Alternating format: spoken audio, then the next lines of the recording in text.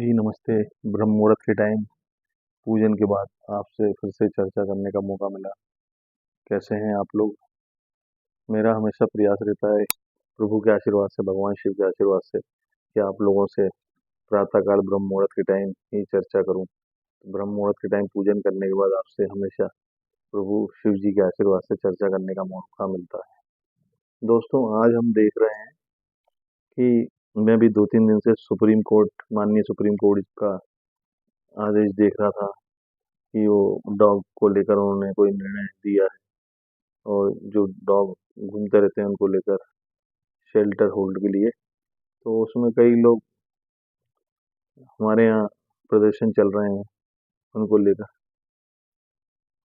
पशु और जानवरों को लेकर भी बड़ी चीज़ें और बातें होती हैं। तो डॉग को लेकर भी चर्चा है, मानवता को लेकर भी लोगों ने तरह तरह की बातें करी हैं।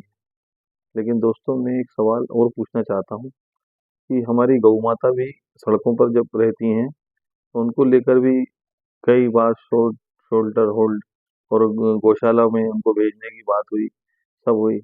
लेकिन हमारी गौ माता को पालने को लेकर जैसे प्रदर्शन हो रहे हैं, जैसे डॉग को लोग पालते हैं, गौ माता को पालने को लेकर लोग क्यों नहीं आगे आते हैं, जबकि वो हमारी माता है।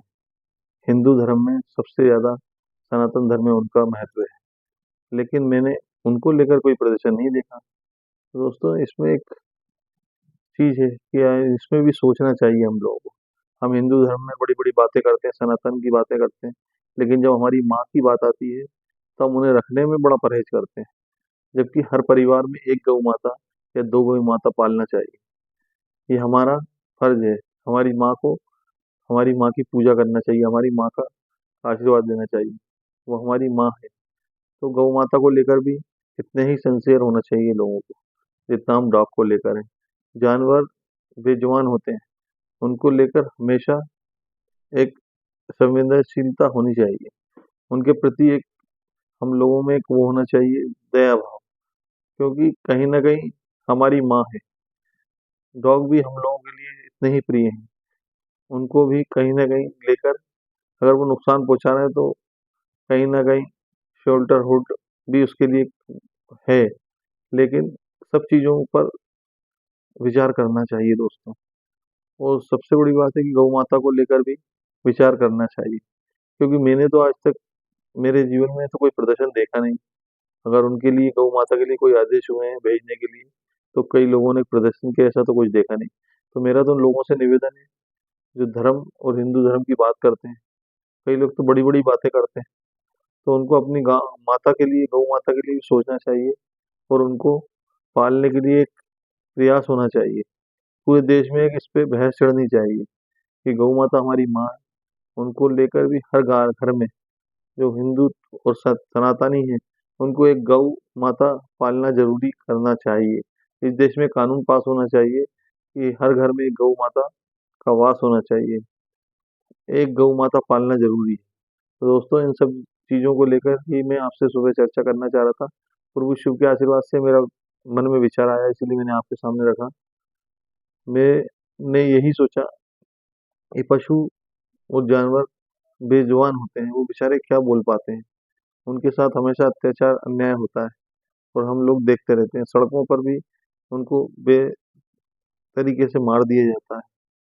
कोई भी ट्रक वाला चढ़ा की गाड़ी चढ़ा देता है उन पर। उनको बेजुबान होते हैं। तो हम सबको इस चीज पर विचार करना चाहिए, और इसके खिलाफ भी एक कानून होना चाहिए सख्ती से, कि अगर उनकी कोई मौत होती है, उनके खिलाफ भी, जो एक्सीडेंट होते हैं तो उसमें भी कार्रवाई होनी चाहिए। दोस्तों, ये सब चीजों पर विचार होना चाहिए, और हमारी गौ माता जो हमारी माँ है, उनको पालने के लिए भी एक देश में कानून आना चाहिए। इस पर एक गहन चर्चा होनी चाहिए पूरे देश में, गौ माता को लेकर।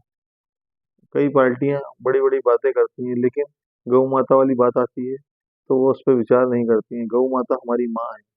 आप वोट बैंक के लिए तो अपनी राजनीति कर लेते हैं, लेकिन गौ माता को खुला छोड़ देते हैं।